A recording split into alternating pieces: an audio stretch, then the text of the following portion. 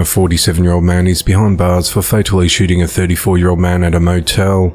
At just before 2:30 p.m. on Friday the 19th of January, authorities responded to Motel 6 at 1585 Monroe Drive in Gainesville, Georgia on reports of a person shot. When officers arrived, they found a man in a critical condition with a gunshot wound to his chest. He was transported to Northeast Georgia Medical Center, where he later died. The victim was identified as 34-year-old Destin Rashad Alexander of Brasselton. Upon further investigation, authorities identified 47-year-old Corey Maurice Rucker as a suspect in the shooting. Police said that the victim and the suspect were known to each other, but did not elaborate on their relationship. Investigators said that Corey fled the scene in Destin's burgundy Nissan Murano before police arrived.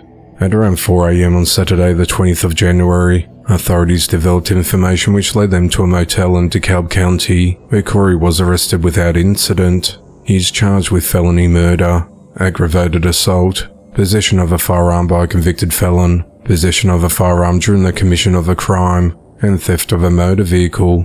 Corey is held at the Hall County Jail without bond. The investigation into the matter continues. 41-year-old Jenna Marie Rutherford is behind bars for fatally shooting a 48-year-old man. The shooting occurred at around 8 a.m. on Friday the 19th of January in room 122 of the Super 8 motel, located at 9125 Old Highway 6 in Santee, South Carolina, where Jenna lived and worked. Authorities responded to the scene on reports of a person shot.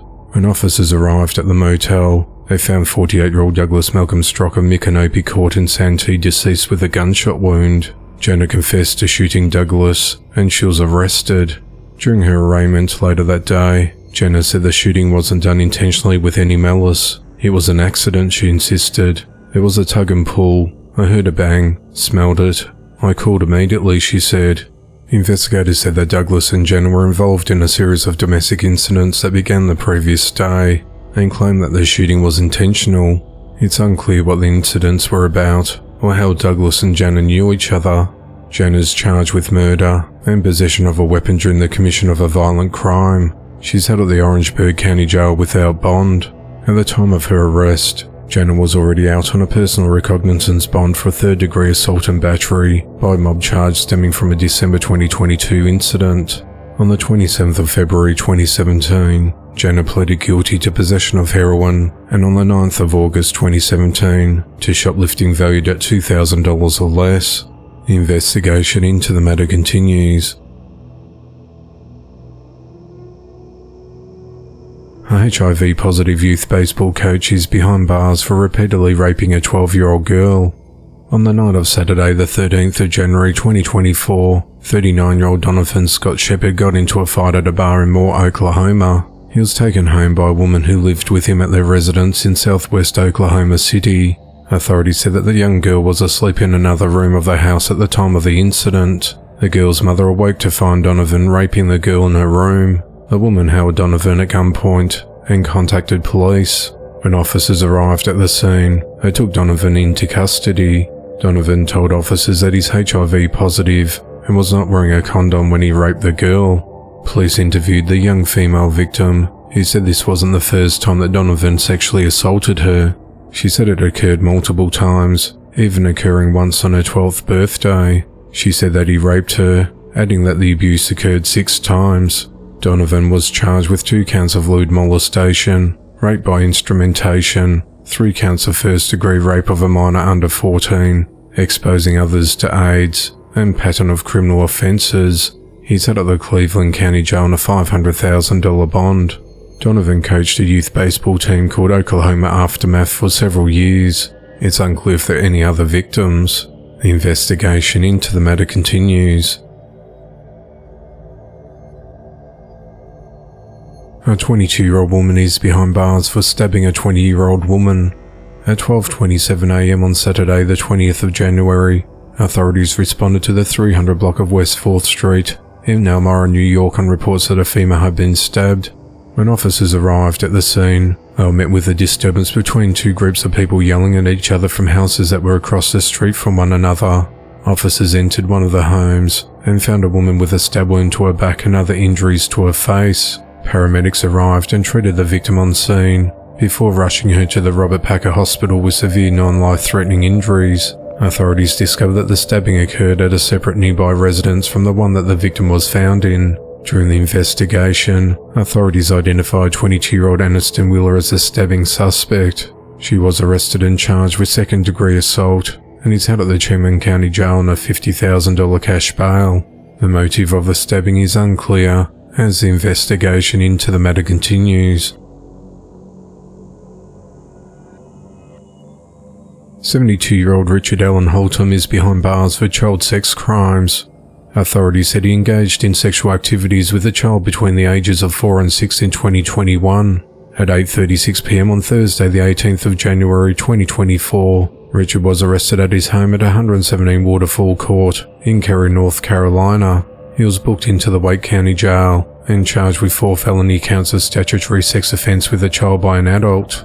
He appeared in court on Friday the 19th of January, where his bond was set at $1 million. His next court appearance is scheduled for the 8th of February. The investigation into the matter continues.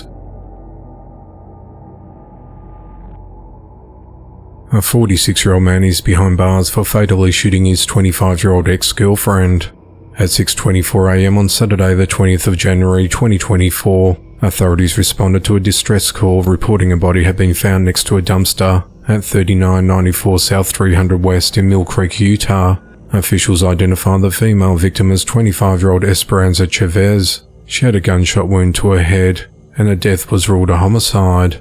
As police investigated the matter, they found surveillance video from a nearby business that provided them with crucial footage of a black Chevy 1500 pickup truck arriving at the scene at 12:28 a.m. earlier that morning. A man was seen pulling a body from the vehicle and attempting to dispose of it in the dumpster, but he ultimately left the body beside the dumpster before leaving the scene. Through the security footage, detectives were able to identify the license plate number of the vehicle and track it back to 46-year-old Fred Jason Edwards. Authorities said that they believe Fred shot and killed Esperanza in the vehicle before dumping her body. Police said that they believe the incident to be a culmination of elongated domestic violence history between Fred and Esperanza. At 1:03 p.m. that same day, authorities found Fred at the University of Utah Psychiatric Hospital, where he was attempting to admit himself. He was located in the waiting room, and he was taken into custody. He was charged with first-degree murder, obstruction of justice, and abuse or desecration of a dead human body. He was booked into the Salt Lake County Jail, where he's been ordered held without bail. Fred has multiple prior instances of domestic violence against Esperanza. In September of 2020, Esperanza entered a 7-Eleven in West Valley City with a bloody mouth, screaming to call 911 because Fred was going to kill her. She reported that Fred had become angry with her, punched her and dragged her by the hair to force her into a vehicle. Fred told Esperanza to call her mother because it was the last time she was going to speak to her. Esperanza feared for her life and jumped out of the moving vehicle. Fred was also arrested in November of 2020 for criminal mischief and threatening violence. In that incident, Fred sent a message to his mother, threatening to kill her by chopping her in half if she contacted his probation officer. Authorities said that Fred is a documented King Mafia disciple gang member. He has a violent criminal history to include many assaults, mayhem, resisting arrest, threats, retaliation against a witness, and escape from custody. The investigation into the matter continues. 28-year-old Jacob Ray Wallace is behind bars for fatally shooting his girlfriend, 27-year-old Tiffany J. Dickinson. The incident occurred at just before 11 p.m. on Sunday the 21st of January at a home at 554 Freeport Avenue North in St. Petersburg, Florida, after Jacob shot and killed Tiffany during an argument. It's unclear what the argument was about. The couple lived in the home with Jacob's 67-year-old mother and 2 children, a 10-year-old boy and a 23-month-old girl. They were all home at the time of the shooting, but no one else was injured. Authorities said that the girl is Jacob and Tiffany's biological daughter. Jacob remained at the house when officers arrived and took him into custody without incident.